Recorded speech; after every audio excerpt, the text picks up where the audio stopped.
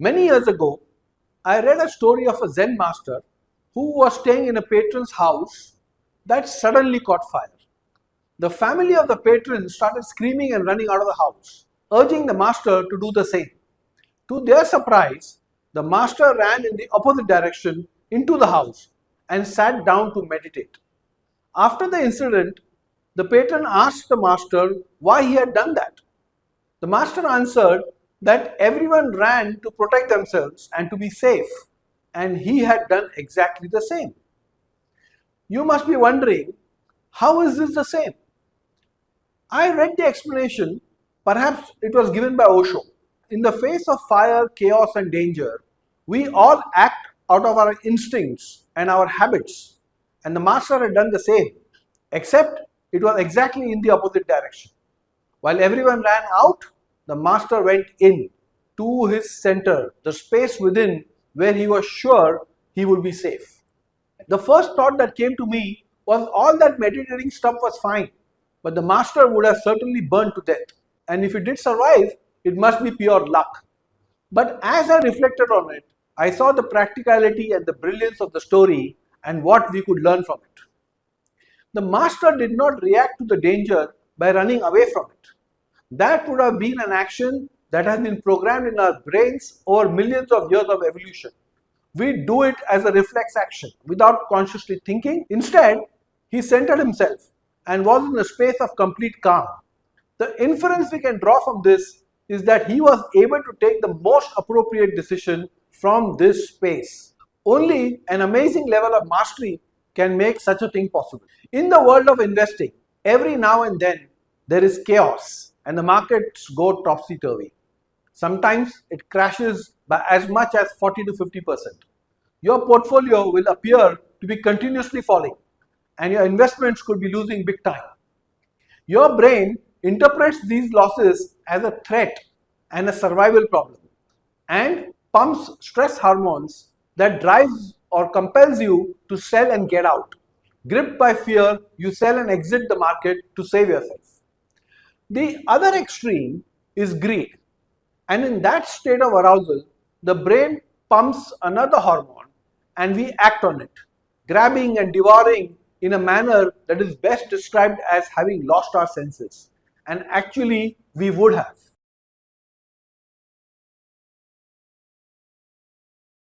How do we get into a state of mind where, when investing, we always instinctively, out of habit, do not react but center ourselves like the Zen master and take decisions from this space of calm? The answer I have for you is to be process centered and take investing decisions by following a process. Process is the essential ingredient that is missing.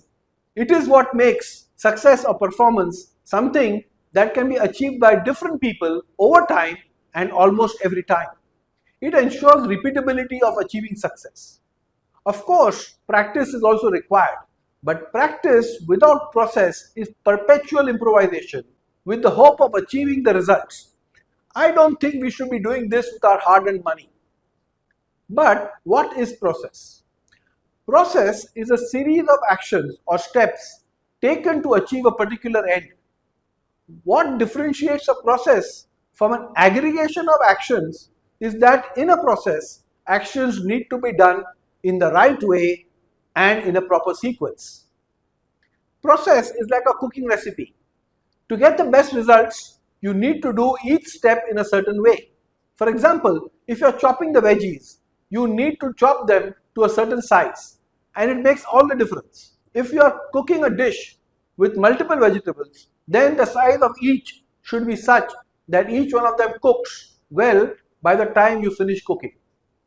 And you need to follow the prescribed sequence, unless you are going to just pressure cook everything and then smash it all up and make something you can just about eat. Unless, of course, it's a well-made pav bhaji. What is a good process? A process is good when it can be explained and understood with ease and prevents people from making mistakes. My partner Sriram loves to remind me every time I ask him to look at something I have created. Make it foolproof. It would take a genius to understand this, and I would cringe at having to rewrite the stuff. Actually, it's not about better writing skills. but about simplifying the process such that a person with average intelligence can implement it and succeed as long as he or she follows the process. And lastly, a good process enables people to handle different situations. Easier said than done. It has taken us 14 years to get there, but you will see a process for investing that passes these tests. Investing compared to a cooking recipe has a few more additional complications. When cooking using a recipe, if you largely follow the recipe, you will get an output that is somewhat similar to the original dish. However, in equity and more so in stock investing, sometimes the output is or appears to be far from what is desired, even when you follow the process in letter and spirit. And that is because investing, unlike trading, is always for the long term, and you get the results after some time has passed, maybe years. So, if you start assessing how the last stock that you purchased is doing hours and days after buying it, then you are quoting a 50% chance of being unhappy. Why? Because it would have either gone up or down. The time for evaluating an investing process is years. It is to be done for the portfolio bought using the process and not just stocks, and it is going to take some time. This makes selecting which investing process to follow from the multiple processes that exist a crucial decision. Let us explore this. Investing for most people is like sailing in the ocean.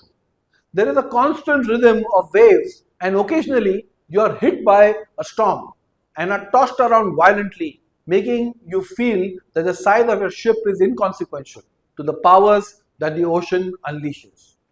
You are gripped with fear of drowning and the storm never ending, but it does eventually. That's the nature of the ocean. The question is, what is your condition and that of your ship after the storm? The market goes up, down, and sideways, and our emotions follow. That cannot be avoided. The trouble starts when our decisions are driven by our emotions. How do you avoid this? The answer to this, very simply, is you can't if you continue to be a person sailing on a ship. If you are a creature of the surface, you cannot expect not to be governed by the laws of the waves. Two examples of these are trading and momentum investing. Even if it works for some people, it requires you to make a huge effort continuously and forever struggle with your emotions. In general, all short-term investing is governed by this. Then, what do? The answer is become a fish, a shark, a whale that swims in the ocean, under the surface, and is unaffected by waves. They thrive in the ocean. They know the currents that they can ride to move vast distances with ease. They have streamlined bodies with fins and tails that enable them to swim and navigate, and have fun when they visit the surface of the ocean every now and then. How can you mold yourself to be an investor that swims like a fish, not affected by the laws that govern the waves and the storms in the market? The answer is to follow an investing process that governs swimming in the ocean like a fish. In the Indian market, the sheer number of possibilities to invest in can be overwhelming. There are approximately 5,000 plus stocks listed in India and hundreds of different funds available. Eventually, to invest is to make decisions related to buying, selling, building and managing a portfolio so that you can achieve your financial goals. An investing process is when these decisions are taken by following a predefined set of rules. The first challenge faced by investors is to be process driven. This is not easy for many people, at least not in the early years of investing. They prefer to take decisions on a case-by-case basis, mainly because they don't believe a set of rules can exist that can help them invest successfully. However, seasoned investors are more inclined to follow a process, probably because they have seen the folly of other ways of making investing decisions. The second challenge is selecting a set of rules that enable you to swim like a fish and reach your goals and not be adversely affected by the happenings on the surface. Rules that prevent you from making mistakes that is not possible in investing to minimize such mistakes. These mistakes happen when you buy a risky stock, a stock of a company that has a poor, unreliable performance track record, is poorly governed, has dishonest promoters, or promoters that are least interested in the interest of minority shareholders. And the other mistake is buying because the price is rising and there is FOMO, fear of missing out. You catch this bug when there's lots of good information, news around the stock. Market players are all saying buy, and you feel bad having missed some great opportunities. This results in buying at a high price and exposing yourself to the risk of steep correction and or poor returns. The second thing a good set of rules must do is enable you to ride the current that takes you to success with the least effort. It should not require you to constantly monitor and evaluate your decisions every time something happens, relying on quarterly results, etc. etc. This ocean current in investing is called compounding. And what you need is an investing process that helps you tap into the power of compounding.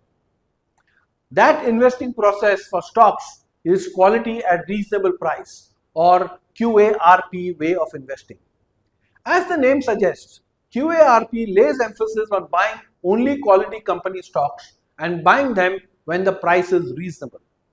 But both these are terms that need elaboration. What is a good quality stock? How do we assess the quality of a product that we buy? Essentially, we assess whether the product will reliably deliver what it is meant for, and that too for long, without breaking down and needing costly repairs.